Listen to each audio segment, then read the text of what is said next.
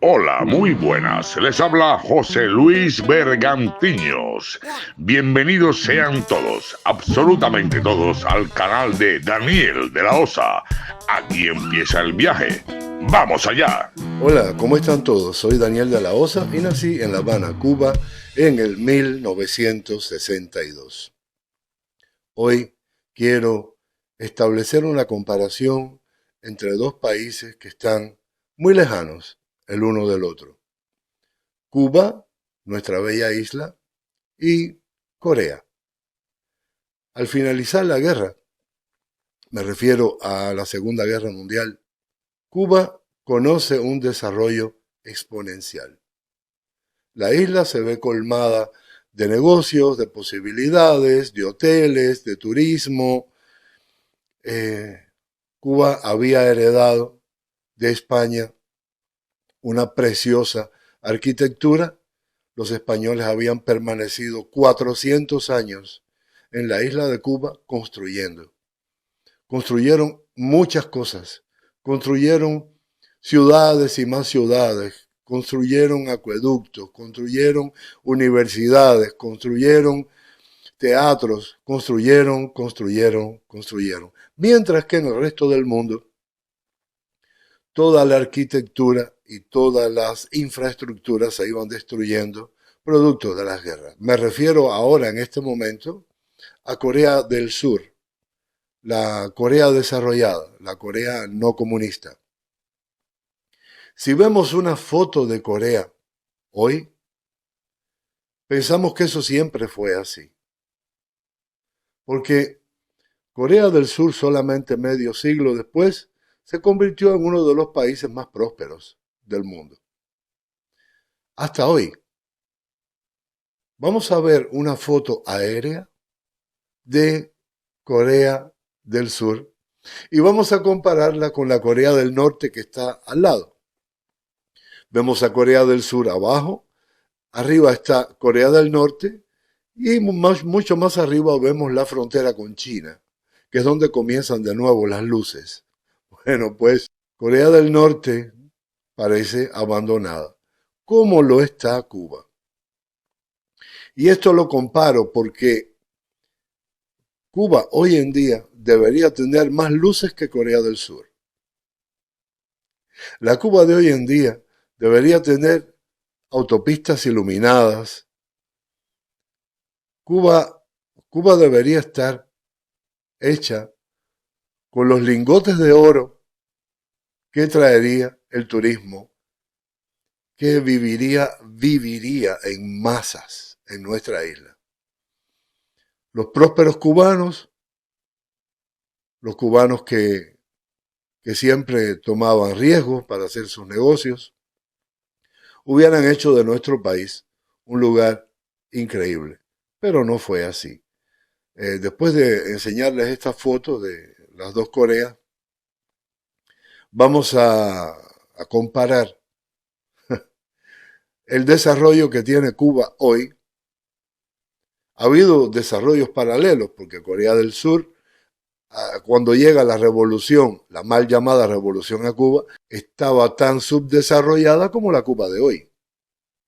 Bueno, pues, un desarrollo hacia arriba en bien, un desarrollo hacia abajo en mal, y los dos en paralelo, pero en una dirección completamente contraria. Un país del otro. Yo les voy a poner unas pequeñas imágenes de los bomberos cubanos cuando han sido designados a apagar un incendio. Veamos que el camión llega remolcado por otro camión y que al final de la historia los vecinos tienen que empujar la pipa y el camión de bomberos, todo eso tienen que empujarlo a mano e intentar apagar el incendio con cubitos de agua. Esta indigencia, este nivel de indigencia, no era ni siquiera soñado en las más terribles pesadillas de los cubanos en los años 50. En Cuba En los 50 todo funcionaba. Y no es nostalgia barata. No estoy hablando de nostalgia barata. Cuba en los 50 tenía tranvía, tenía decenas de salas de cine. En Cuba no se rompía nada. En Cuba se inauguraban cosas. Y en Cuba, en aquel tiempo, cuando algo se destruía, era porque ya estaba prevista la construcción de algo mucho mejor, mucho más bello, mucho más eficaz, mucho más necesario. Así era nuestra isla de Cuba. Pero bueno, dicen los políticos que ellos son sinceros. Emiten folletines, noticias, publican renglones donde se vanaglorian de la sinceridad del Estado cubano que informa al pueblo que no va a haber luz, que no va a haber agua. Esta sinceridad no sirve para nada. Cuando hay un Estado que tiene que comunicar al pueblo que no va a haber luz o que no va a haber agua, tiene que ser producto de un fenómeno meteorológico, de un desastre natural. Un gobierno que esté informando al pueblo periódicamente de la falta de luz y de la falta de agua es un gobierno ineficaz, es un gobierno fallido. Tiene que irse, retírense ya, por favor. Por otra parte, han publicado también una nota donde dice que en Santiago de Cuba, hace mucho tiempo, hay 500.000 de personas, o un poco menos, o un poco más, pero estamos hablando de 500.000. Si son 400.000 o 600.000, me imagino que si ellos dicen 400.000 debe ser 1,5 millones, porque la mentira es algo que los caracteriza.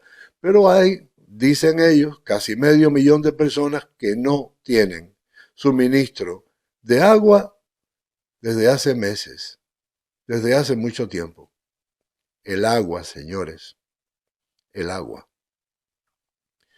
Así, esta gran revolución socialista que prometió solamente progreso y prometió crear un sistema superior a todos los sistemas del mundo mundial entero, se encuentra en la situación indigente de tener que informar al pueblo de que no va a haber agua, no va a haber servicio eléctrico.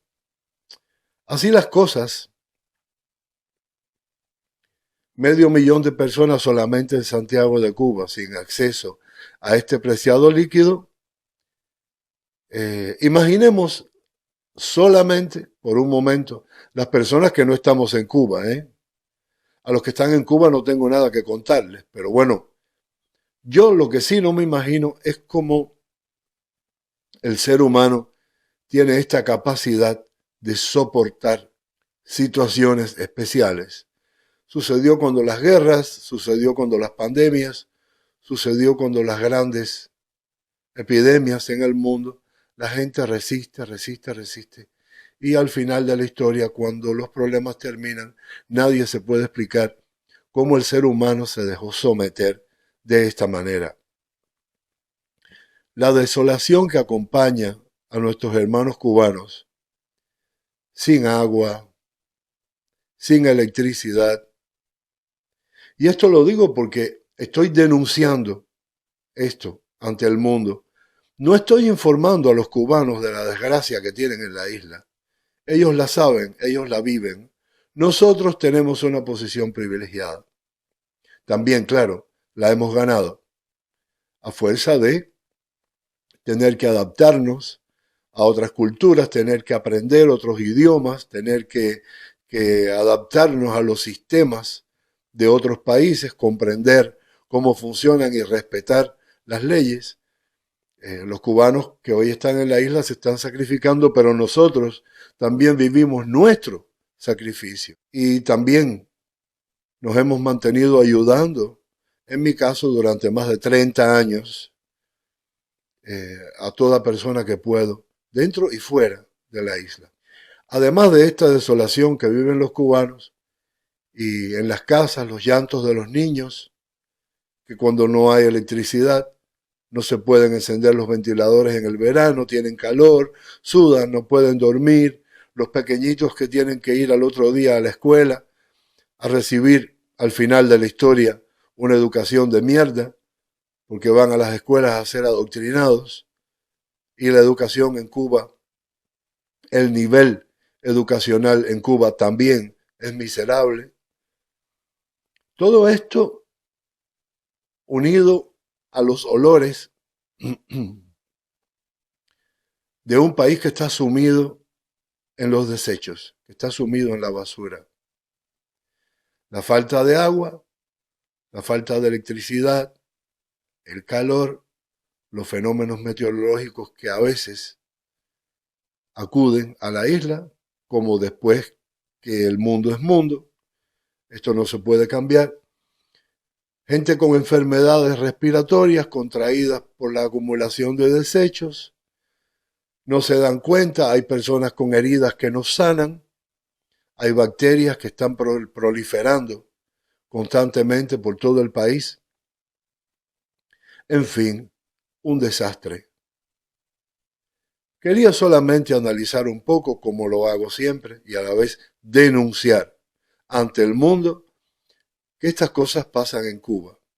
A todos estos defensores de los derechos humanos, a todos estos que dicen que Cuba es un ejemplo de salud sin tener absolutamente ninguna convicción, sin tener absolutamente ninguna información, sin saber absolutamente nada de nuestro país. Lo denuncio de nuevo y de nuevo y de nuevo. Y no me detendré en denunciar las cosas que suceden en Cuba porque pienso de alguna manera podré contribuir a que el día de mañana las cosas cambien, por lo menos mientras yo esté con vida. Les deseo a todos que Dios los acompañe, los guíe, los guarde y los bendiga.